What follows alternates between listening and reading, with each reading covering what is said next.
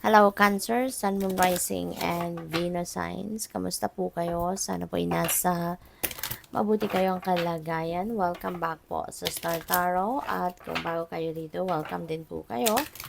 Please subscribe, like, share my videos, and leave me a comment kung nakaresonate po kayo. Thank you.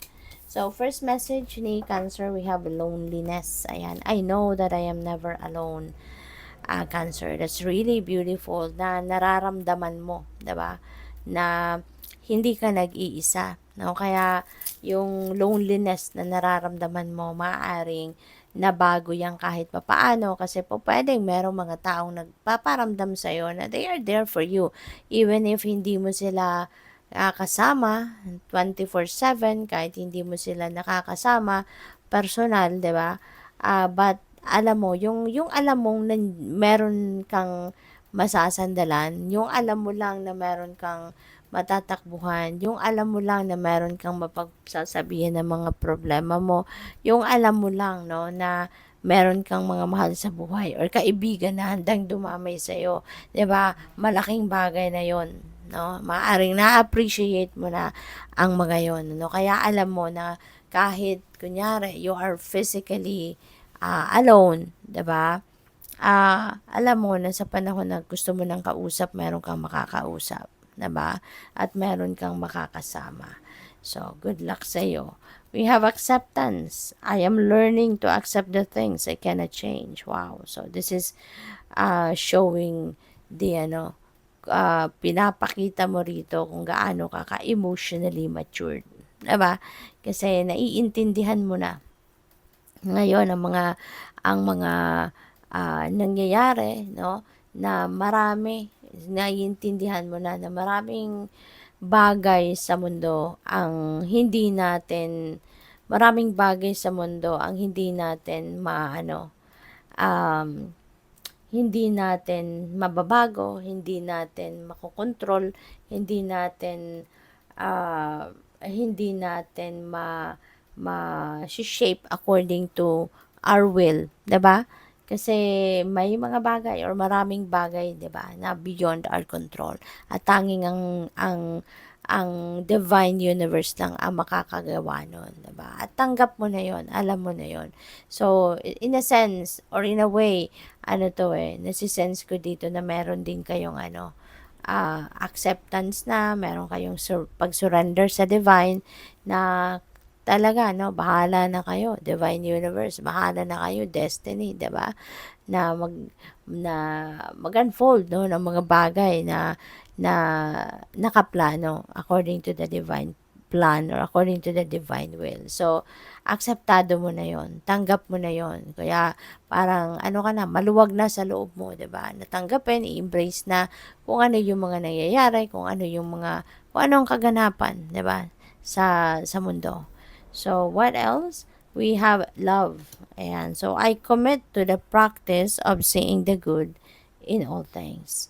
Ayan. So, this is really beautiful. Kasi, you will be seeing the things, people, and situations in the eyes of love. You will be oozing with love na sa ngayon.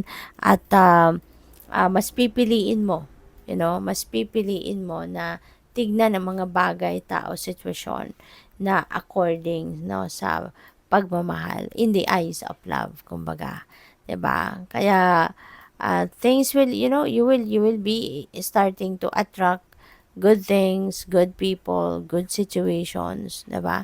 Kasi you're seeing everything in the eyes of love. And when there is love, 'di ba? That is a very positive energy.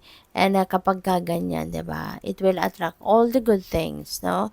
Good people into your life. Kaya napakaganda. Magsisimula ka ditong mag-build ng community, no, of loving people, 'di ba, sa buhay mo. So, what else? Thank you for subscribing, Cancer. And if you haven't subscribed yet, subscribe na po kayo. And also, maraming salamat, no, for not skipping the ads. Malaking bagay po yan sa akin. At saka, please click the join button po sa baba ng video kung gusto po ninyo na mag-join sa membership. So we have Two of Wands. Two of Wands is about planning, no? This is strategizing, making plans. Ito din yung siguro ang iba sa inyo din is going to travel internationally, 'di ba? Pwedeng overseas ano to opportunity na travel na 'to, and it could be related to anything. Puwedeng pag-aaral, expansion, pupuwedeng pasyal, 'di ba, adventure, yung mga gano'n. So, it could be, related to anything. But yes, 'di ba, merong ano, merong getaway na gagawin ng iba sa inyo dito at international ang ganap. So, have fun. So, meron tayong death energy. Death energy is a major transformation. So, ang iba siguro sa inyo sa ngayon, merong gustong baguhin no, sa buhay ninyo. You are about to change something in your life that nare-realize ninyo na it's about time na para baguhin ang buhay, i-improve yung sitwasyon, yung ganon, no? And,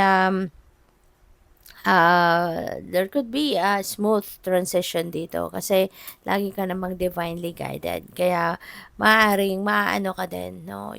The universe will lead you towards the right path, no? At kung ano ang dapat ninyong maramdaman, maaaring ayan ay talagang maaano din ninyo. Tawag dito, ma-observe ninyo, 'di ba? So, maraming bagong opportunities ang pwedeng dumating at kung ano man yung mga luma, mga old energies, you are going to remove that out of your life, no? At mas aakapin mo sa ngayon kung ano yung bago. Mas bukas na ang sarili mo ngayon sa kung ano ang mas bago at positibo ang magiging epekto sa buhay ninyo. Kaya this is going to be a beautiful transition sa buhay.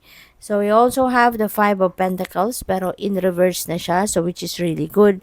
Kasi ibig sabihin na magkakaroon na kayo ng solusyon, no, sa inyong mga problema, lalo-lalo na pagdating sa money, career, and finances. So, pwede rin na meron na dito mga financial blessings na dadating, financial opportunities na siyang magdadala sa inyo ng financial success, material success, no, abundance and prosperity. Kaya magiging maganda na talaga ang inyong pakiramdam. Luluwag na ang inyong pakiramdam, no?